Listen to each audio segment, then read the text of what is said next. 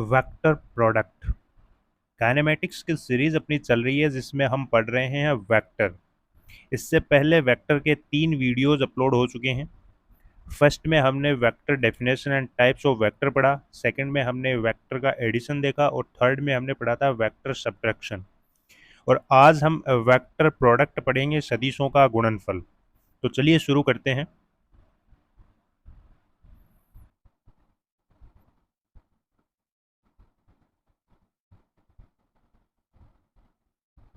Product of two vectors या दो सदिशों का गुणनफल। अगर हमें दो सदिशों का गुणनफल निकालना हो तो अपने पास में दो टाइप्स आते हैं इसके। एक होता है स्केलर प्रोडक्ट और दूसरा होता है वेक्टर प्रोडक्ट।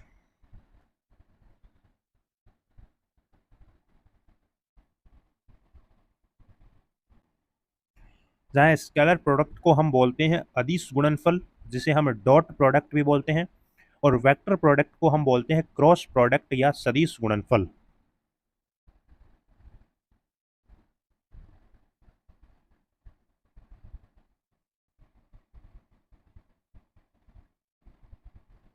सदिशों के गुणनफल में हम इन दो टाइप्स का अध्ययन करेंगे, जहाँ पे फर्स्ट होगा अपना स्केलर प्रोडक्ट और सेकंड होगा वेक्टर प्रोडक्ट।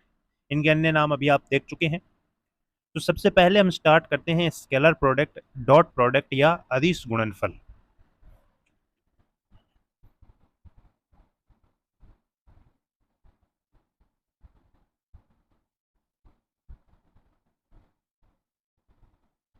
यहाँ पे देखिए, आप इस प्रोडक्ट के टॉपिक में दो नए वर्ड डिफाइन करेंगे हम। दो शब्द आप नए सुनेंगे। एक है कोज्या और दूसरा होता है जा। हिंदी में लिखता हूं मैं। एक शब्द है कोज्या और सेकंड आप सुनेंगे जा। कोज्या को हम बोलते हैं कोसाइन, ठीक है, और जा को हम बोलते हैं साइन। यहाँ पे हम दो सदिशों के बीच में जो एंगल होगा ना, उसकी एक डिफाइन करेंगे कोज्या और दूसरी होगी ज्या। जैसे एंगल थीटा है, तो इसकी जो कोज्या होगी वो होगी कॉस थीटा और इसकी ज्या कहलाएगी साइन थीटा। क्लियर? तो ये आपको शब्द है वो डेफिनेशन में काम आने वाले हैं। बाकी आप मैथमेटिकल डेरिवेशन में तो आप डायरेक्ट कॉस थीटा और साइन थीटा पुट करेंगे, वो आपको याद होंगे। लेकिन जब डेफिनेशन बनेगी ना स्केलर प्रोडक्ट और वेक्टर प्रोडक्ट की, तो वहां पे ये शब्द आपको बहुत कंफ्यूज कर सकते हैं। इसलिए आपको ध्यान में रखना है। ध्यान में क्या रखना है कि जब भी हम स्केलर प्रोडक्ट पढ़ेंगे वहां पे हम करेंगे कोस थीटा का यूज। इसका मतलब डेफिनेशन में जो वर्ड आएगा वो आएगा ज्या, सॉरी कोज्या। और हम जब वेक्टर प्रोडक्ट करेंगे ना दो वेक्टर का, तो वहां पे हम यूज करेंगे साइन थीटा, और साइन थीटा के लिए वर्ड आता है ज्या। क्लियर है? तो इन शब्दों को आपको ध्यान में रखना है, क्लियरिटी होनी चाहिए कि कोज्या को हम बोलते हैं कोसाइन अर्थात कोस थीटा से रिलेटेड टर्म है, और ज्या को हम बोलते हैं साइन अर्थात साइन थीटा से रिलेटेड टर्म है। चलिए बढ़ते हैं आगे अपने इस स्केलर प्रोडक्ट के पार्ट में, अदिश गुणनफल जिसे हम बोलते हैं डॉट प्रोडक्ट। डॉट प्रोडक्ट क्यों बोला जाता है, एक कंफ्यूजन और है कि सर ये डॉट प्रोडक्ट और क्रॉस प्रोडक्ट नाम किस प्रकार से आया। इस कंफ्यूजन को भी हम यहीं पे क्लियर करते हुए आगे बढ़ते हैं। डॉट प्रोडक्ट का मतलब है दो वेक्टर दिए हुए हैं, ए वेक्टर एंड बी वेक्टर। इनका हमें करना है गुणा या प्रोडक्ट। दो टाइप से हम करते हैं। एक हम करते हैं स्केलर प्रोडक्ट जिसे हम बोलते हैं डॉट प्रोडक्ट। तो डॉट प्रोडक्ट या स्केलर प्रोडक्ट में हम रिप्रेजेंट करते हैं ए वेक्टर डॉट बी वेक्टर से। जबकि अगर हमें वेक्टर प्रोडक्ट करना हो, जिसे हम बोलते हैं क्रॉस प्रोडक्ट, तो वहां पे हम इन्हें रिप्रेजेंट करेंगे ए वेक्टर क्रॉस बी वेक्टर से। ये आपको डिफरेंस याद रखना है। दूसरी बात, यहीं से अपने कोज्या जा अर्थात कोसाइन और साइन को आप रिलेट कर लें कि डॉट में क्या आएगा, डॉट क्या है स्केलर, और स्केलर में क्या आता है कॉस थीटा। तो इससे रिलेटेड जो टर्म आएगी वो आएगी कॉस थीटा, और इस क्रॉस वाले से रिलेटेड टर्म आएगी वो क्या आएगी, साइन थीटा। अगर इतनी बात आपके दिमाग में क्लियर हो चुकी है तो अब हम आगे बढ़ेंगे। नहीं हुई है तो आप वीडियो को पीछे रिवाइंड कीजिए, इतनी बातों को अच्छे से समझिए, अपने दिमाग में फिट कीजिए, उसके बाद में ही आगे बढ़िए। बहुत आसान टॉपिक है। चलो देखते हैं स्केलर प्रोडक्ट, डॉट प्रोडक्ट या अदिश गुणनफल क्या होता है। इसकी डेफिनेशन अगर मैं बताऊं तो दो सदिशों का अदिश गुणनफल उन सदिशों के परिमाणों और उनके बीच के कोण की कोज्या के गुणनफल के बराबर होता है। देखिए किस प्रकार से। ये अपने पास में दो वेक्टर हैं,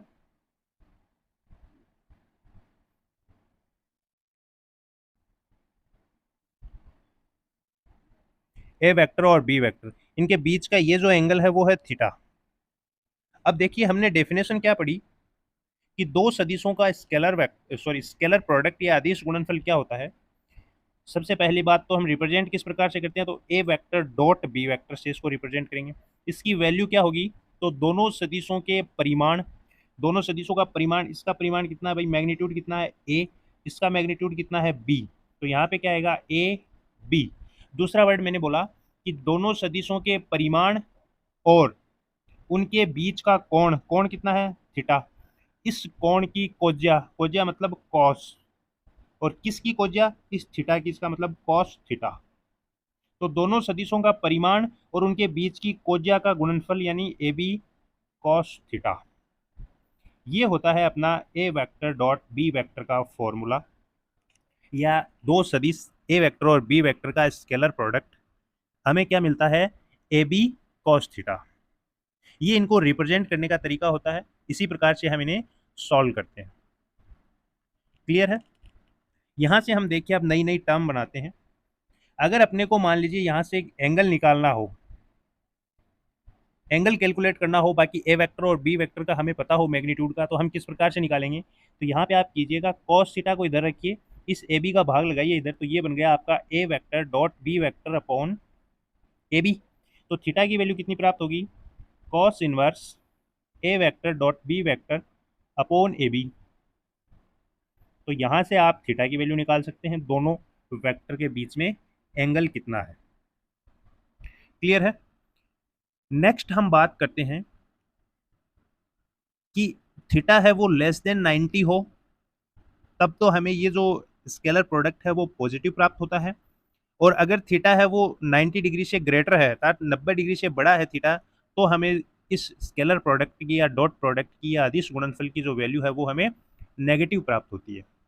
थ्योरेटिकली मैंने बता दिया, प्रैक्टिकली करके बताता हूँ आपको, शायद आप समझ भी गए होंगे। जिन बच्चों को कोस की एंगल की नॉलेज है वे अभी तक समझ चुके होंगे। अभी देखिए दोनों वेक्टर थे, ए वेक्टर डॉट बी वेक्टर, हमने इसका डॉट प्रोडक्ट किया, हमें प्राप्त हुआ ए बी कॉस थीटा।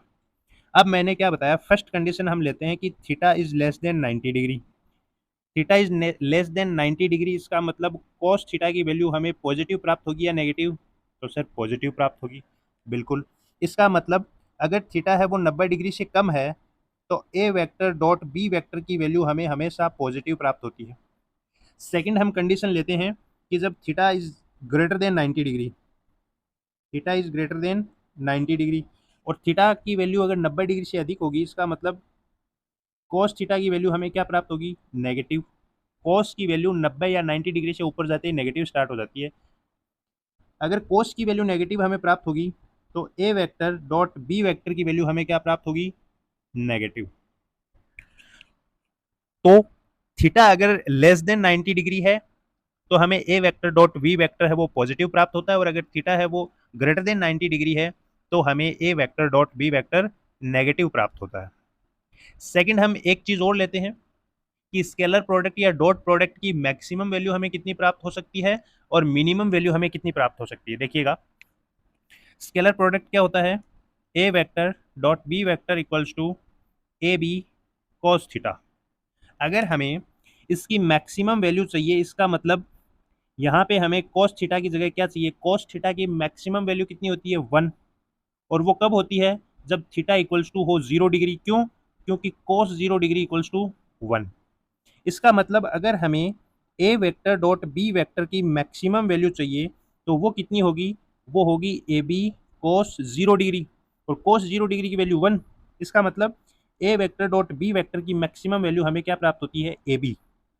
यानी दोनों सदिशों के मैग्नीट्यूड का गुणनफल अगर हमें मिल जाए, तो वो जो वैल्यू है वो हमारी मैक्सिमम वैल्यू होती है। और ये कब संभव है, जब ए वेक्टर एंड बी वेक्टर दोनों हो समांतर या पैरेलल।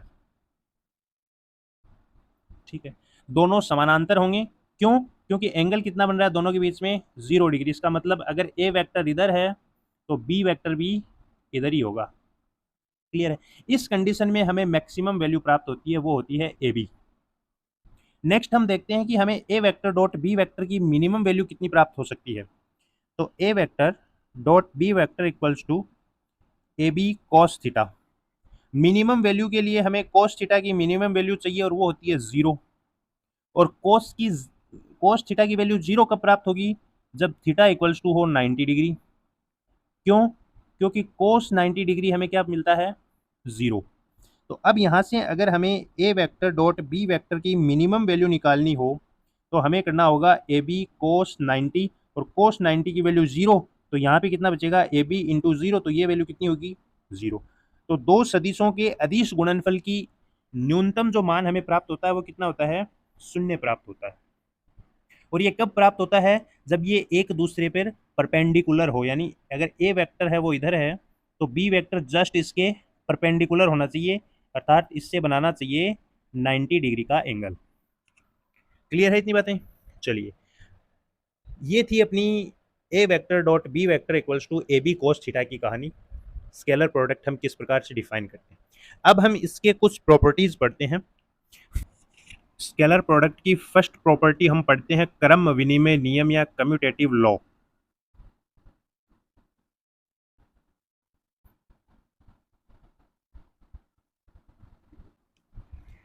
कम्यूटेटिव लॉ या क्रम विनिमय नियम क्या होता है कि जब भी आप किन्हीं दो संख्याओं को गुणा करते हैं तो उनका अगर आप स्थान परिवर्तित कर देते हैं तो उनके गुणनफल में कोई भी अंतर नहीं आता है। जैसे मान लीजिए आप कर रहे हैं ए वेक्टर डॉट बी वेक्टर, इसकी जगह आप अगर इनका स्थान चेंज कर देते हैं, मतलब ए की जगह आप रखते हैं बी को और बी की जगह रखते हैं ए को, अर्थात b vector dot a vector, तो इसके गुणनफल में कोई फर्क नहीं आता। जितनी value a vector dot b vector की प्राप्त होती है उतनी की उतनी वैल्यू हमें b vector dot a vector की प्राप्त होगी। कब? जब आपका हो स्केलर प्रोडक्ट, स्केलर प्रोडक्ट या डॉट प्रोडक्ट की बात कर रहे हैं। वेक्टर प्रोडक्ट में यह कहानी चेंज होने वाली है। क्यों? क्योंकि स्केलर प्रोडक्ट के अंदर डायरेक्शन का कोई भी रोल नहीं होता है, केवल और केवल वेक्टर के मैग्नीट्यूड का रोल होता है। सेकंड जो इसकी प्रॉपर्टी है वो है वितरण नियम या डिस्ट्रीब्यूशन लॉ।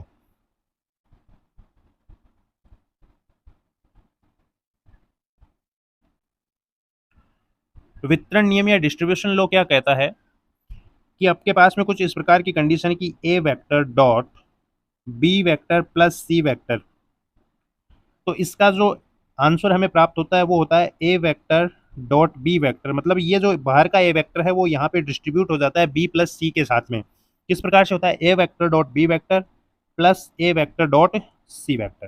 तो ये वाली कंडीशन भी किस में काम आती है? स्केलर प्रोडक्ट या डॉट प्रोडक्ट में। क्लियर है? तो ये आपको दो प्रॉपर्टीज याद रखनी है स्केलर या डॉट प्रोडक्ट के लिए। फर्स्ट है अपने पास में क्रम विनिमय या कम्यूटेटिव लॉ, और सेकंड है वितरण नियम या डिस्ट्रीब्यूशन लॉ।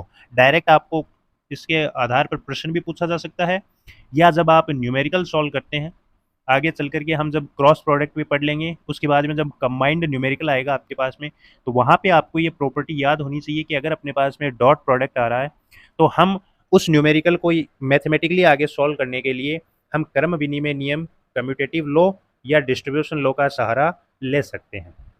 क्लियर है? नेक्स्ट अब हम देखते हैं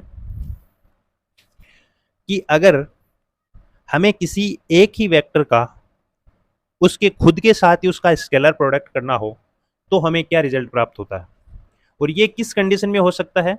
ये केवल एक ही कंडीशन में हो सकता है, जब थीटा इक्वल्स टू 0 डिग्री। अरे भाई देखिए, समझते हैं। यहाँ पे अपना टॉपिक है, कोई भी अपने पास में ए वेक्टर है तो ए वेक्टर का इसी ए वेक्टर के साथ स्केलर प्रोडक्ट, स्केलर प्रोडक्ट या डॉट प्रोडक्ट, तो हमें क्या मिलेगा? हमें मिलेगा ए वेक्टर डॉट ए वेक्टर, जिसे हम क्या लिख सकते हैं? ए वेक्टर का स्क्वायर, और इसका परिणाम हमें क्या मिलेगा? ए कॉस थीटा। समझ रहे हैं? और ये कब मिलेगा? जब थीटा होगा 0 डिग्री। अरे भाई ये वाली कंडीशन कब मिलेगी? जब थीटा इक्वल्स टू 0 डिग्री। क्यों? क्योंकि ए वेक्टर इधर है, इसी को आपको दो बार गुणा करना है। इसका मतलब दूसरा जो ए वेक्टर हम लेंगे वो इसके ऊपर रखा हुआ हम एज्यूम करेंगे, मानेंगे कि ये वेक्टर भी यहाँ पे रखा हुआ, तो ये वेक्टर भी ए वेक्टर है और अपना पहले वाला भी ए वेक्टर है। ये अपने पास में कंडीशन होती है कब? जब हम इस ए का ही इसी के साथ स्केलर प्रोडक्ट करते हैं। तो अब यहाँ पे आप देख रहे हैं कि थीटा कितना मिल रहा है? 0 डिग्री। थीटा 0 डिग्री तो कोस 0 की वैल्यू 1, तो यहाँ से हमें क्या मिलेगा? ए जो क्या होगा ए स्क्वायर।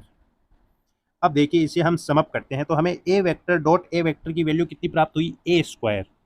इसका मतलब a square equals to a vector dot a vector. तो ए की वैल्यू कितनी प्राप्त होगी root under a vector dot a vector.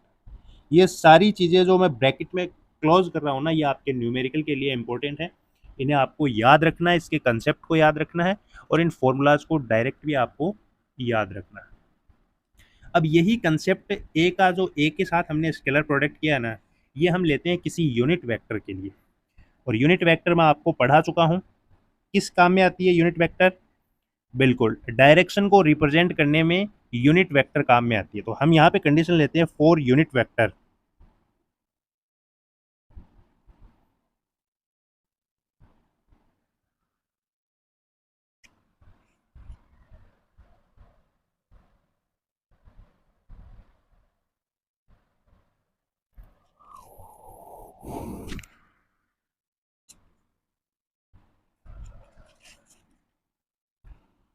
और यूनिट वेक्टर को हम रिप्रेजेंट करते हैं एन कैप से और यूनिट वेक्टर का मैग्नीट्यूड होता है 1।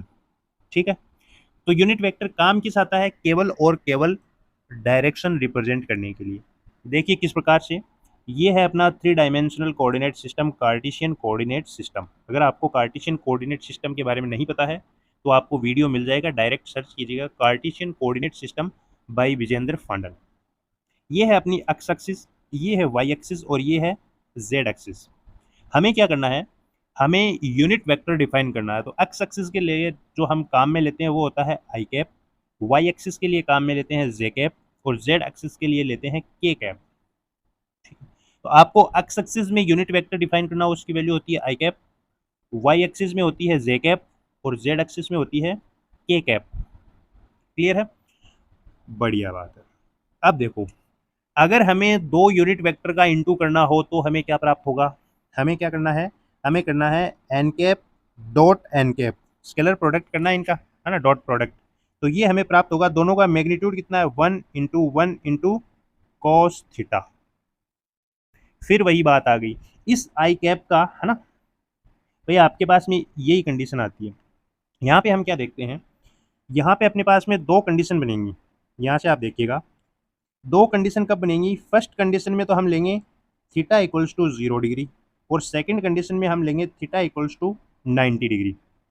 थीटा इक्वल्स टू 0 डिग्री का मतलब है कि अगर हम एक वेक्टर आई कैप में ले रहे हैं तो दूसरा वेक्टर भी हम आई कैप में लेंगे है ना। ये आई कैप वाला अगर एन कैप इधर था तो दूसरा भी हमने इधर लिया। जे कैप में लेंगे तो दूसरा भी हम जे कैप डायरेक्शन में लेंगे और तीसरा अगर हम जेड एक्सिस की तरफ ले रहे हैं अर्थात के कैप की तरफ ले रहे हैं तो हम जो सेकंड उससे इंटू करेंगे वो भी हम के कैप की तरफ ही लेंगे। तो इस कंडीशन में जो हमें थीटा है वो कितना प्राप्त होता है सॉरी 0 डिग्री है ना। एक तो ये कंडीशन होती है। तो 0 डिग्री के लिए हमारे पास में क्या आएगा i cap dot i cap या क्या आएगा जे कैप डॉट जे कैप या क्या आएगा के cap dot k cap. Second जो कंडीशन बनती है अपने पास में वो ये वाली बनती है कि अगर अपने पास में थीटा हो 90 डिग्री और थीटा 90 डिग्री का मतलब एक हम लेते हैं आई कैप डायरेक्शन में और दूसरा वेक्टर हम लेते हैं जे कैप डायरेक्शन में। ठीक है, एक अपना ये वेक्टर है और दूसरा हम लेते हैं इस डायरेक्शन में। तो यहाँ पे एंगल कितना बन रहा है भाई 90 डिग्री और 90 डिग्री एंगल बन रहा है। इसका मतलब इंटू क्या हो रहा है आई कैप और जे कैप। तो 90 डिग्री में हम लेते हैं नेक्स्ट वाले के साथ इसका इंटू। 90 डिग्री में हमें प्राप्त होगा i cap dot j cap या हमें प्राप्त हो सकता है जे कैप और के कैप के बीच में 90 डिग्री होता है तो जे कैप डॉट के कैप या हो सकता है के कैप डॉट आई कैप। ठीक है, तो इन दोनों कंडीशंस के लिए हमें निकालना है कि इनकी वैल्यू हमें कितनी प्राप्त होती है। तो चलिए अभी देख लेते हैं।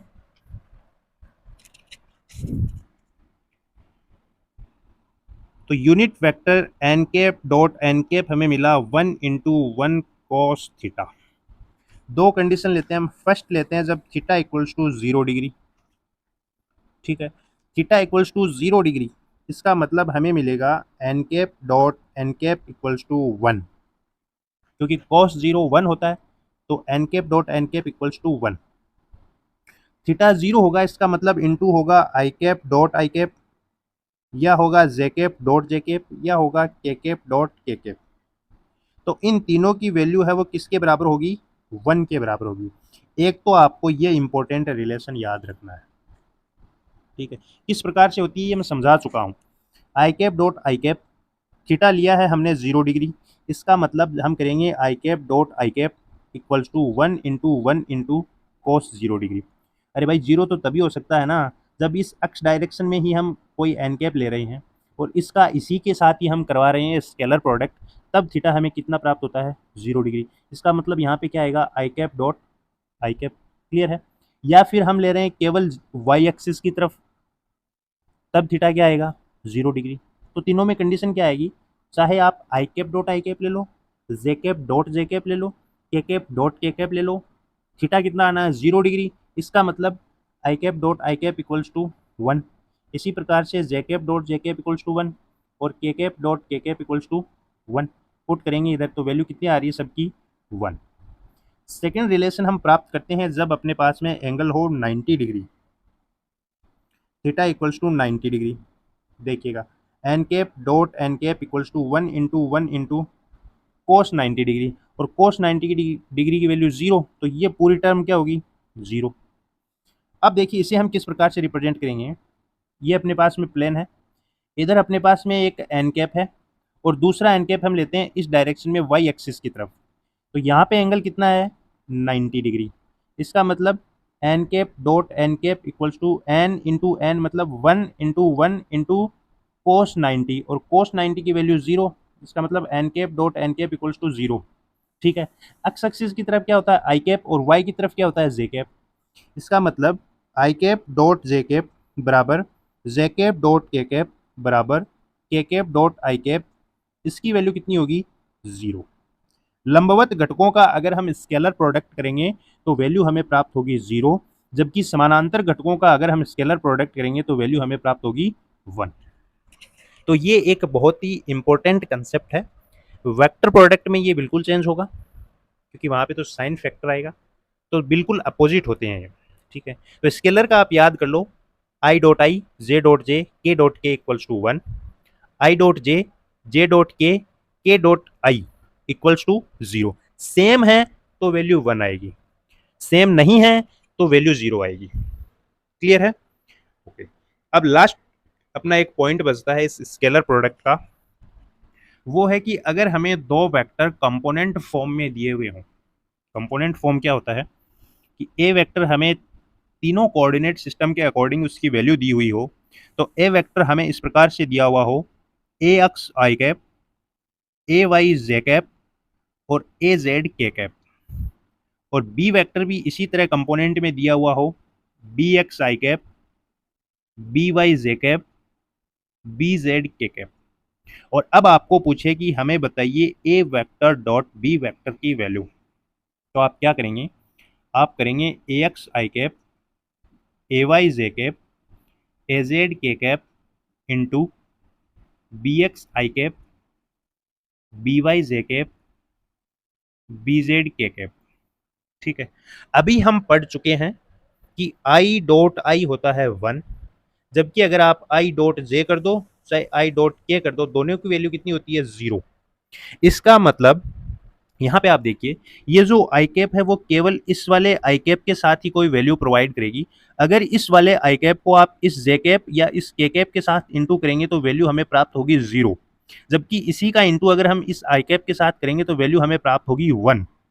जैसे मैं एक को आपको पूरा खोल करके बता देता हूं।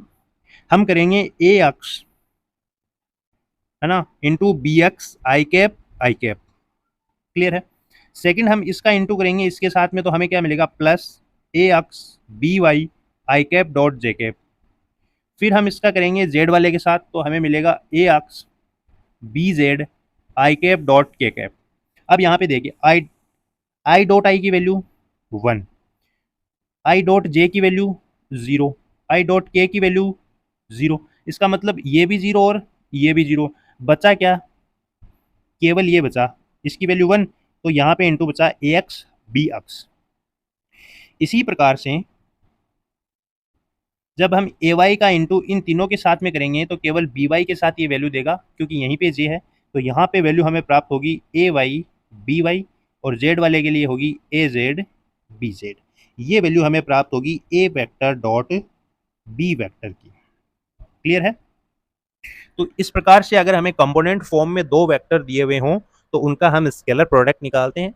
जहां पे आई है जिसके साथ में, उसको आई वाले के साथ में गुणा कर दो, जे को जे वाले के साथ में, और के को के वाले के साथ में इंटू करो और उन सबको जोड़ दो, ए वेक्टर डॉट बी वेक्टर की वैल्यू हमें मिल जाएगी। तो ये था अपना फर्स्ट पार्ट, स्केलर प्रोडक्ट। इस स्केलर प्रोडक्ट या डॉट प्रोडक्ट के मैं आपको एक दो एग्जांपल बताता हूँ। जैसे आप आगे पढ़ेंगे फोर्स, ठीक है, फोर्स, और उसका हम स्केलर प्रोडक्ट करेंगे डिस्प्लेसमेंट के साथ तो हमें प्राप्त होगा कार्य या वर्क। तो इसका एक एग्जांपल होता है वर्क, जिसे हम डिनोट करते हैं डब्ल्यू से। हिंदी में हम इसे बोलते हैं कार्य। ठीक है, आपने पढ़ा होगा कि W इक्वल्स टू आप पढ़ते हैं एफ एस कोस थीटा, जहाँ पे एफ है वो फोर्स है, एस है वो डिस्प्लेसमेंट है। तो यहाँ पे आप डेफिनेशन बनाते हैं कि वर्क या कार्य है वो बल और बल की दिशा में विस्थापन का अदिश गुणनफल होता है, स्केलर प्रोडक्ट होता है।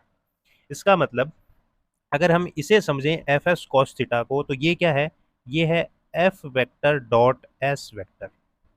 क्यों? क्योंकि F vector dot s vector को ही हम लिखेंगे एफ एस कोस थीटा। ठीक, तो इसे हम लिखेंगे W equals to F vector dot s vector. एक और इम्पोर्टेंट चीज, बात जो यहाँ पे मैं आपको बताना भूल गया था, एक्चुअली में यहाँ पे एग्जाम्पल के साथ में ही वो काम आनी थी, तो यहीं पे मैं आपको बता देता हूँ कि दो सदिशों का अदिश गुणनफल, दो सदिशों का अदिश गुणनफल। यहाँ पे देखिए सदिश फोर्स बल सदिश राशि है, विस्थापन या डिस्प्लेसमेंट एक सदिश राशि है। इनका हमने किया डॉट प्रोडक्ट यानी स्केलर प्रोडक्ट किया, अदिश गुणनफल किया। तो दो भौतिक राशियां जो सदिश राशियां हैं और उनका हम करते हैं अदिश गुणनफल। ठीक है, दो वेक्टर क्वांटिटीज का हम स्केलर प्रोडक्ट करते हैं तो हमें हमेशा एक स्केलर क्वांटिटी प्राप्त होती है, अदिश राशि प्राप्त होती है। यहाँ पे वर्क क्या है? एक स्केलर क्वांटिटी है, अदिश राशि। एक एग्जाम्पल आपको मैं और देता हूं जो कि है पावर का, पावर पी है ना, जिसे हम बोलते हैं शक्ति। पावर क्या होता है? पावर होता है P equals to F we cos theta, या हम बोलते हैं F vector dot V vector. Actual में पावर क्या होता है? P इक्वल्स टू होता है D W upon D T. ठीक है, P क्या होता है? D W upon D T. D W यहाँ से आप इसका करेंगे अवकलन तो ये होगा D W upon D T equals to F D S upon D T. अपने को तो इसका कर लो, कॉस थीटा एक बार छोड़ो, F vector d s vector. F vector force हम मानते हैं कांस्टेंट, तो हमें प्राप्त होता है P equals to F vector dot d s, मतलब जो विस्थापन या डिस्प्लेसमेंट का अवकलन, वेलोसिटी तो वी वेक्टर। तो ये हमारा होता है शक्ति या पावर। आगे हम पढ़ेंगे, विस्तार विस्तार से पढ़ेंगे, अभी आप टेंशन मत लीजिए। तो यहाँ पे भी आप देख सकते हैं कि दो वेक्टर क्वांटिटी और उनका हमने किया स्केलर प्रोडक्ट और हमें प्राप्त होती है एक स्केलर क्वांटिटी पावर। इसी प्रकार से आप देखते हैं चुंबकीय फ्लक्स फाई पढ़ते हैं, वहां पे आपके पास में फॉर्मूला आएगा d phi equals to B d s cos theta. B यहाँ पे है जो आपका बोलते हैं चुंबकीय क्षेत्र, डी एस है कोई भी एक अल्पांश हम जिसे लेते हैं, क्षेत्रफल हम लेते हैं वो। तो यहाँ पे क्षेत्रफल क्या होता है? सदिश राशि। बी क्या है? चुंबकीय क्षेत्र, जो कि क्या है? सदिश राशि। लेकिन इन दोनों का हमने यहाँ पे कोस थीटा लगते ही क्या कर दिया? Scalar product. इसका मतलब डी फाई बराबर क्या है? B vector dot d s vector, और हमें यहाँ पे क्या प्राप्त हो रही है? एक स्केलर क्वांटिटी। तो ये था अपना स्केलर प्रोडक्ट और उसके कुछ एक दो एग्जांपल्स। अब हम नेक्स्ट देखते हैं वेक्टर प्रोडक्ट, यानी दो सदिशों का सदिश गुणनफल।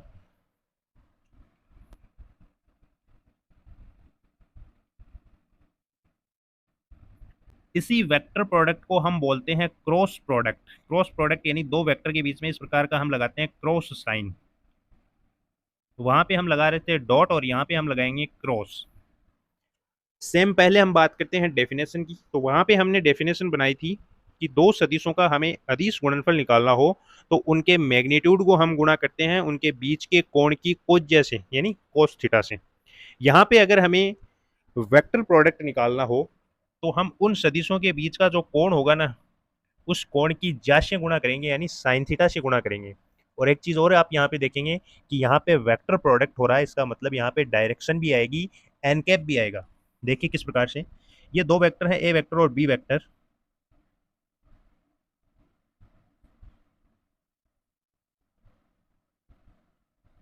इनके बीच का एंगल है थीटा। हमें क्या निकालना है, हमें निकालना है ए vector cross B vector equals to क्या प्राप्त होगा, इन दोनों सदिशों का परिमाण यानी ए बी इंटू इनके बीच के कोण कितना है थीटा, इसकी ज्या ज्या यानी साइन, और साइन थीटा का साइन क्या होगा, साइन थीटा। तो ए बी साइन थीटा। दूसरी बात, इंपॉर्टेंट बात, ये गुणा कौन सा है, ये वेक्टर प्रोडक्ट है, सदिश गुणनफल है, इसका मतलब यहाँ पे डायरेक्शन आएगी, और डायरेक्शन को रिप्रेजेंट करने के लिए लगाते हैं हम यूनिट वेक्टर एन कैप। ये हमें प्राप्त होता है ए वेक्टर क्रॉस बी वेक्टर। तो a vector cross B vector क्या मिला, a B sine theta n cap. अब देखिए मेन बात यह है कि इसकी डायरेक्शन को किस प्रकार से डिफाइन करते हैं। इसकी डायरेक्शन को डिफाइन करने के लिए हम पेचकस की जो दिशा होती है ना, पेच कसने और पेच निकालने की, उस डायरेक्शन को या उस मेथड को हम फॉलो करते हैं। पेच आपने सभी ने कसा है, किसी भी स्क्रू स्क्रू को किसी भी स्क्रू बोर्ड में आपने कसा है पेचकस की सहायता से, स्क्रू ड्राइवर की सहायता से। जो अंग्रेज लोग हैं उनको इंग्लिश में बताना पड़ता है, भाई क्या करें, जमाना है आज का, वरना हम तो हिंदी में ही पढ़े हैं, अब सीख रहे हैं इंग्लिश। तो बात करते हैं हम इसकी डायरेक्शन की। यहाँ पे मैं आपको दो चीज़ें क्लियर करूंगा, एक तो इसकी डायरेक्शन, और दूसरी हम देखेंगे कि ये जो ए बी है वो जिस तल में है उस तल के किस एंगल के साथ उसकी डायरेक्शन होती है। देखिएगा आप, मान लीजिए ये आपका जो अभी आप देख रहे हैं ये मोबाइल स्क्रीन है, कुछ इस प्रकार से है, ठीक है। आपको क्या करना है, अरे मैं एग्जाम्पल के लिए बता रहा हूँ, आप सच में मत ठोक देना। आपको इसमें एक स्क्रू कसना है। सबसे पहले हम बात करते हैं कसने की, क्योंकि जब कसेंगे तभी तो निकाल पाएंगे। हमें यहाँ पे स्क्रू कसना है, इसका मतलब आपको पेचकस है वो किस डायरेक्शन में घुमाना होगा, क्लॉकवाइज घुमाना होगा। इस प्रकार से अगर आप इसे घुमाएंगे तो ये पेच है वो अंदर की तरफ जाएगा, और इस अपनी स्क्रीन को ब्रेक करते हुए बैक पैनल से होते हुए पीछे की तरफ निकल जाएगा। अब ये जो स्क्रू जिस डायरेक्शन में जा रहा है ना, उसी डायरेक्शन में होती है ए वेक्टर क्रॉस बी वेक्टर की डायरेक्शन, यानी एन कैप हमें मिलता है। जैसे मान लीजिए ये अपना समतल है, इसके अंदर ये इधर है अपना ए वेक्टर, ठीक है, ये है अपना बी वेक्टर। हम क्या कर रहे हैं, पहले हम इस स्क्रू को कस रहे हैं अपने मोबाइल स्क्रीन पर, तो हमें अपना जो ये हैंड है वो घुमाना पड़ेगा कुछ इस प्रकार से क्लॉकवाइज, ठीक है, ऐसे क्लॉकवाइज हम घुमाएंगे। अब क्लॉकवाइज घुमाएंगे तो आप देखिए अपने दाहिने हाथ को, अपने अंगूठे को आप बिल्कुल स्ट्रेट कर लीजिए ऊपर की तरफ, अपनी हथेली से 90 डिग्री का एंगल बना रहा हो। अपनी उंगलियों को मोड़ लीजिए, फोल्ड कीजिए, और उंगलियों को आप बिल्कुल उस पेचकस पे रखिए और फिर उस पेचकस को घुमाइए। यानी आपकी उंगलियां हैं वो पेचकस घूमने की दिशा में होंगी, तो अंगूठा है वो आपको बताएगा direction of a vector cross B vector. इसका मतलब इसकी जो डायरेक्शन होगी वो होगी अंदर की तरफ, ए वेक्टर क्रॉस बी वेक्टर, ठीक, आपसे दूर जा रही है, मोबाइल को फोल्ड करके इसके बैक पैनल से होते हुए पीछे निकल रही है। सेकंड हम कंडीशन लेते हैं, अब हमने ये पेचकस की सहायता से ये पेच ठोक दिया यहाँ पे, अब हमें क्या करना है, वापस निकालना है, ठीक है। वापस निकालने के लिए आप पेचकस को किस डायरेक्शन में घुमाते हैं, आप घुमाते हैं एंटी क्लॉकवाइज, है ना। तो ये है अपने पास में ए वेक्टर, ये है बी वेक्टर, इन्हीं का ही तो करना अपने को क्रॉस प्रोडक्ट। अब आप इस पेचकस को कैसे घुमाएंगे, आप घुमाएंगे एंटी क्लॉकवाइज, ठीक है। तो अब आप अपनी उंगलियों को घुमाइए एंटी क्लॉकवाइज, ठीक है, और अब आप देखिए कि अंगूठा है वो आपकी डायरेक्शन में, आपके मुख की डायरेक्शन में है। इसका मतलब मोबाइल की स्क्रीन से बाहर की तरफ निकल रहा है, और इसी डायरेक्शन में स्क्रू आ रहा है वापस। तो अब जो डायरेक्शन होगी वो होगी ऊपर की तरफ, ए वेक्टर क्रॉस बी वेक्टर की डायरेक्शन कहलाती है। तो जो एन कैप है ना वो ये डायरेक्शन ही बताता है।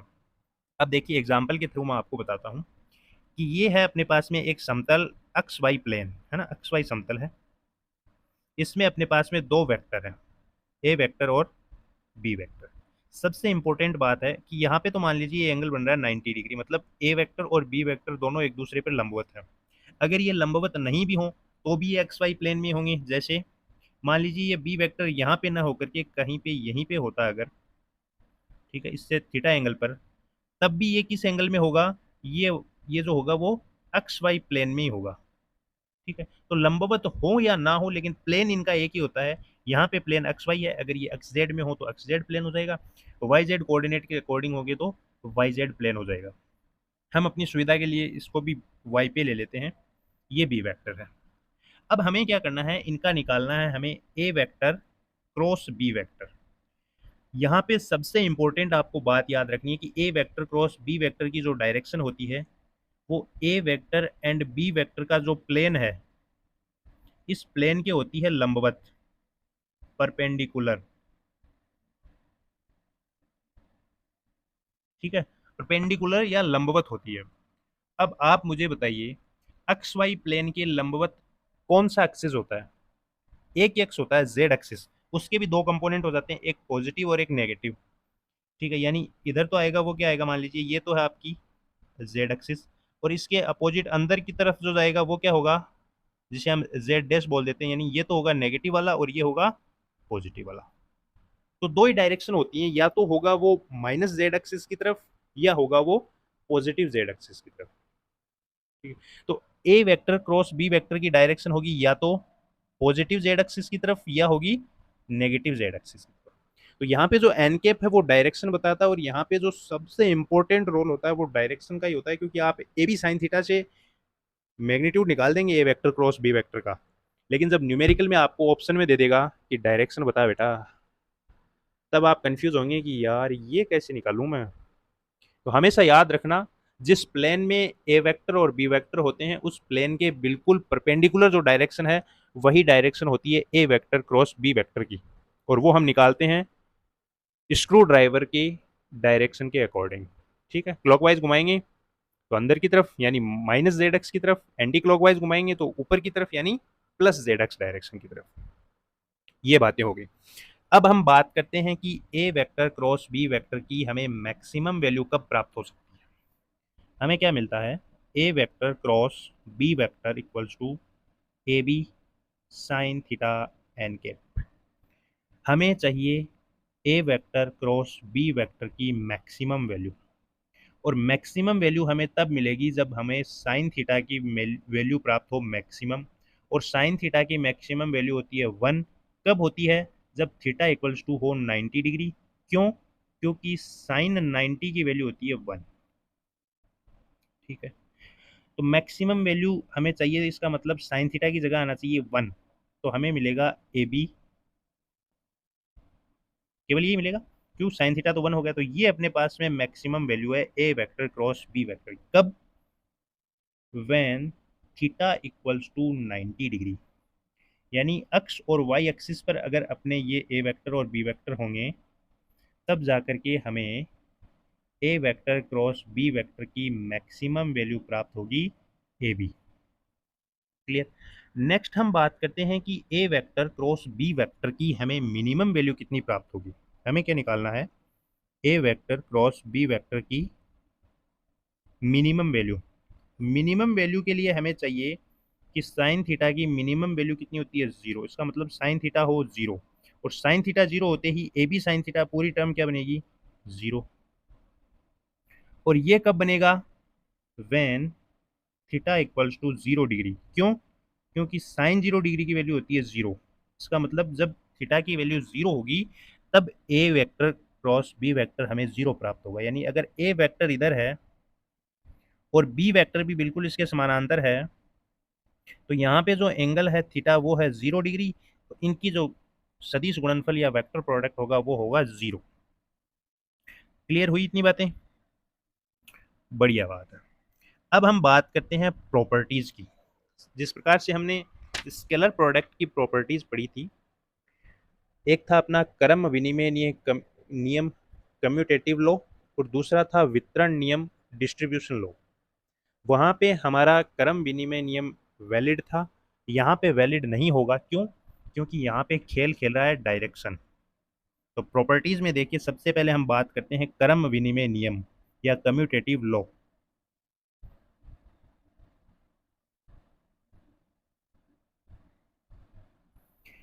कम्यूटेटिव लॉ क्या कहता है कि दो सदिशों का आप गुणनफल कर रहे हैं और उनकी अगर आप स्थान परिवर्तित कर देते हैं तो वो होता है कम्यूटेटिव लॉ।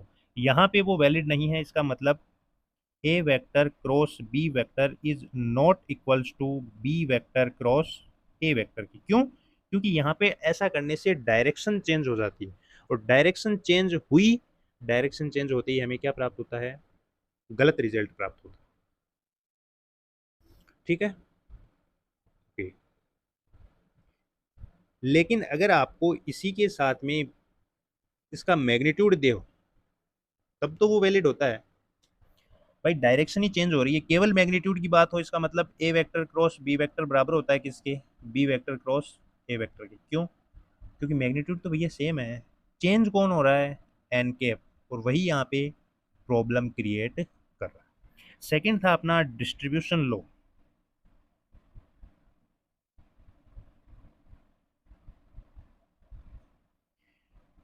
तो वेक्टर प्रोडक्ट में डिस्ट्रीब्यूशन लो वैलिड है कब तक? जब तक आप डायरेक्ट जो आपको इक्वेशन दी हुई है उसी के अकॉर्डिंग आप इनटू करते हैं तब तक। अगर आपने इनका स्थान चेंज किया तो ये इनवैलिड हो जाएगा। तो ये वैलिड कंडीशन क्या होती है? यही होगी कि a vector cross B vector plus a vector cross c vector. इस कंडीशन में आपका डिस्ट्रीब्यूशन लो वैलिड है, कम्यूटेटिव लो वैलिड नहीं होता। नेक्स्ट हम देखते हैं कि सेम वेक्टर का अगर हमें वेक्टर प्रोडक्ट करना हो, यानी ए वेक्टर का ए वेक्टर के साथ अगर हमें वेक्टर प्रोडक्ट करना हो, अर्थात ए वेक्टर क्रॉस ए वेक्टर निकालना हो, तो वो हमें क्या प्राप्त होता है? ये मेन बात है। तो हमें निकालना है सेम। सेम मतलब ए वेक्टर का ए वेक्टर के साथ। देखिएगा, ए वेक्टर क्रॉस ए वेक्टर क्या होता है? ए साइन थीटा की वैल्यू कितनी आएगी भाई? ये ए वेक्टर है, इसी का आप इसी के साथ निकाल लें, इसका मतलब थीटा होगा 0 डिग्री। अरे भाई ऐसे मान लीजिए कि ए वेक्टर, दो ए वेक्टर हैं, सेम मैग्नीट्यूड है, सेम डायरेक्शन है, ठीक है, इसको आप उठा करके यहाँ पे रख दो, और अब आप दोनों का ए वेक्टर क्रॉस ए वेक्टर निकालो, है ना, क्रॉस प्रोडक्ट निकालो। तो एंगल दोनों के बीच में कितना आ रहा है? 0 डिग्री। तो साइन 0, और साइन 0 की वैल्यू कितनी होती है? 0। इसका मतलब ए vector cross A vector equals to 0। Same का सेम के साथ में वेक्टर प्रोडक्ट हमें प्राप्त होता है 0 डिग्री। इसका मतलब आई क्रॉस आई बराबर जे क्रॉस जे बराबर के क्रॉस के, है ना। सेम का सेम के साथ में क्रॉस प्रोडक्ट 0। ये किस प्रकार से होता है ये मैं आपको स्केलर प्रोडक्ट में बहुत अच्छे से समझा चुका हूँ। अगर अब भी आपको आई आई जे जे के समझ में नहीं आ रहा है तो आप प्लीज़ वीडियो को पीछे रिवाइंड कीजिए और उसे क्लियर करके वापस यहाँ पे आइए, क्योंकि बार बार सेम चीज़ें बताने से वीडियो काफ़ी लेंदी हो जाता है और बोरिंग भी होता है कुछ स्टूडेंट्स के लिए जिनको समझ में आ चुका है। नेक्स्ट हम बात करते हैं, ये तो थी फर्स्ट कंडीशन जब थीटा इक्वल्स टू हो 0 डिग्री। सेकेंड कंडीशन है जब थीटा इक्वल्स टू हो 90 डिग्री।